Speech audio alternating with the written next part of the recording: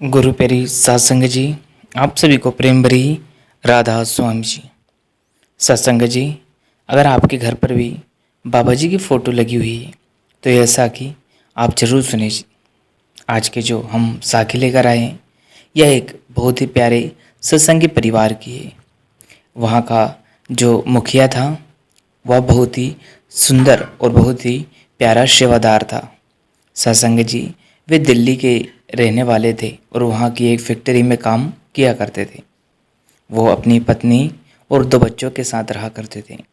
पूरा परिवार सत्संगी था। सेवादार भाई और उनकी पत्नी दोनों ने बाबा जी से बहुत पहले नामदान ले रखा था। दोनों का भजन सिमरन भी बहुत अच्छा था और दोनों ने ब्यास से नाम लिया हुआ था।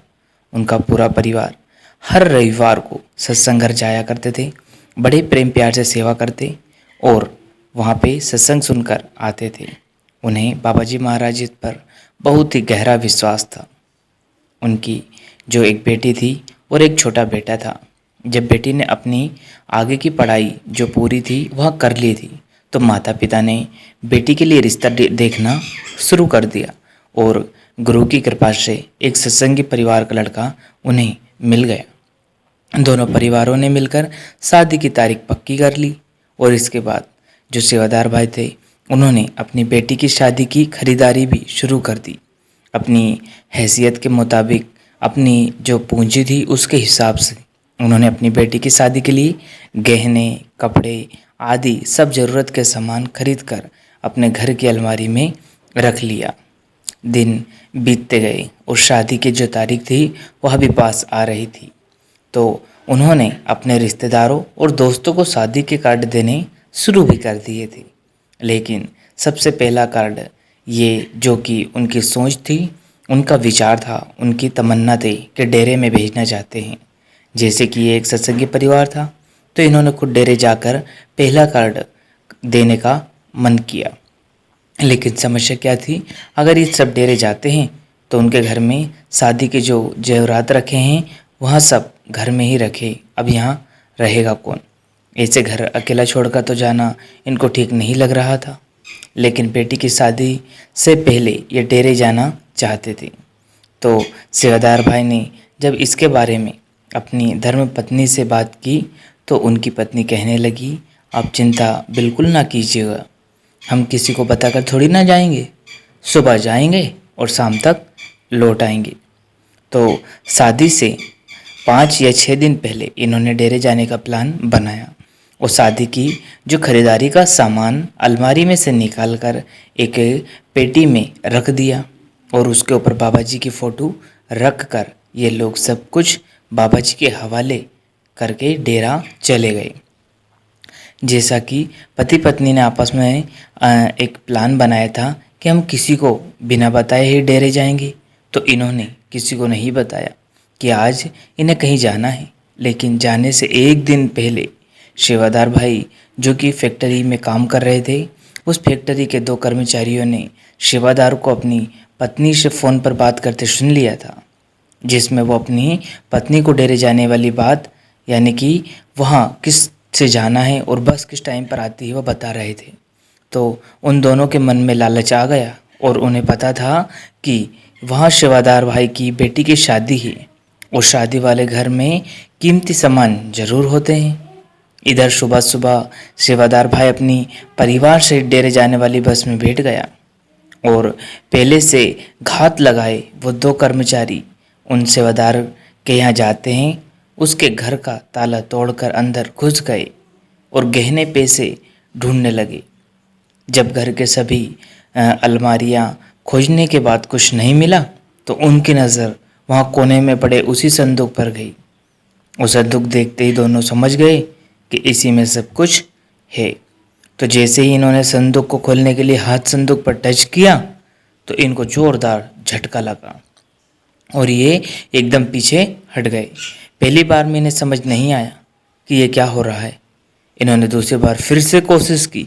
इस बार फिर से ज़ोरदार एक झटका सा लगा और फिर इनके नज़र संदूक के ऊपर पड़ी, बाबा जी की फ़ोटो पर पड़ी। बाबा जी की को देखकर इन्हें ऐसा लग रहा था कि जैसे बाबा जी ने क्रोध में देख रहे हैं। लेकिन इन दोनों ने इस बात पर ज़्यादा गौर न करते हुए अपने काम को जारी रखा।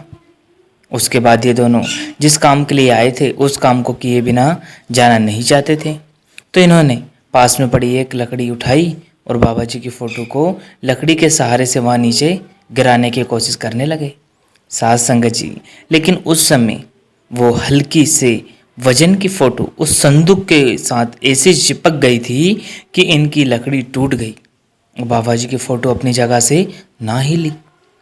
ये सब देखकर उनके पसीने छूट गए, वह हैरान हो गए, परेशान हो गए।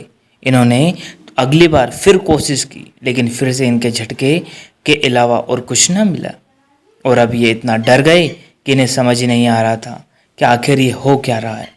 और डर के कारण ये जो दोनों लोग थे वो भाग खड़े हुए, लेकिन बाहर आकर भी इन्हें चैन नहीं मिला था। इसके बाद दिमाग में बार बार बाबा जी का चेहरा घूम रहा था। और जब शाम को सेवादार भाई और उसका परिवार घर आया और उससे घर का ताला टूटा देखा तो उसके होश उड़ गए। उसके जो विचार थे वह बदल गए। लेकिन जब अंदर जाकर संदूक को खोलकर देखा तो सब कुछ जैसा का तैसा पड़ा था। और इतने में वही दोनों जो लोग थे जो चोरी करने आए थे फिर से वो सेवादार भाई के घर आ गए।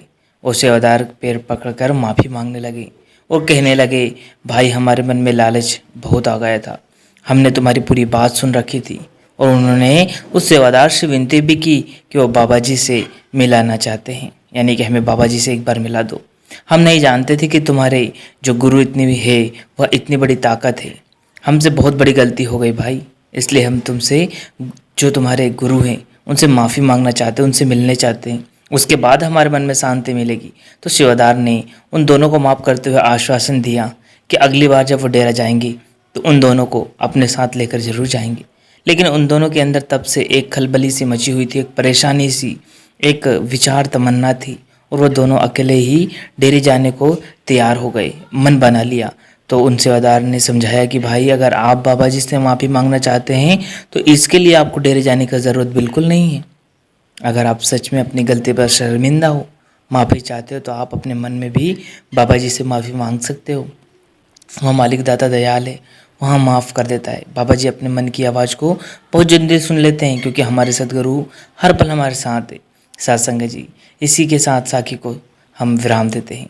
मैं आप जी से यही इस साखी के माध्यम से बताना चाहते हैं कि कुल मालिक हमारे घर की, हमारे परिवार की, हमारी सब संभाल करता है।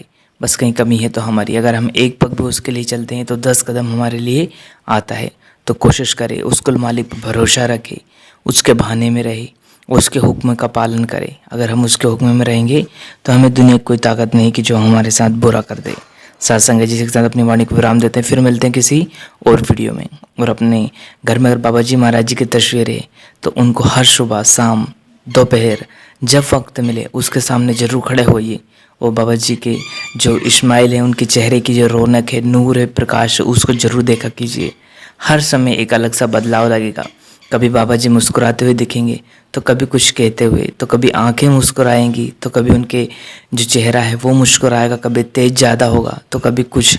ये परिवर्तन हमें दिखाई देते हैं। बस हमें वो आंखें चाहिए देखने के लिए, वो मन चाहिए, वो कान चाहिए सुनने के लिए, वो भाव चाहिए उनसे प्रेम करने के लिए।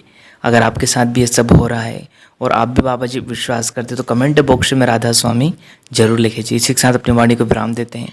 फिर मिलते हैं किसी और वीडियो में। तब तक आप जी अपना और अपनों का ध्यान रखें। अगर वीडियो पसंद आया हो तो लाइक कीजिएगा, शेयर कीजिएगा और चैनल को सब्सक्राइब करके बेल आइकन को प्रेस कर ले, जिससे कि आपको ऐसे वीडियो मिल सके जी। टेक केयर, शुक्रिया।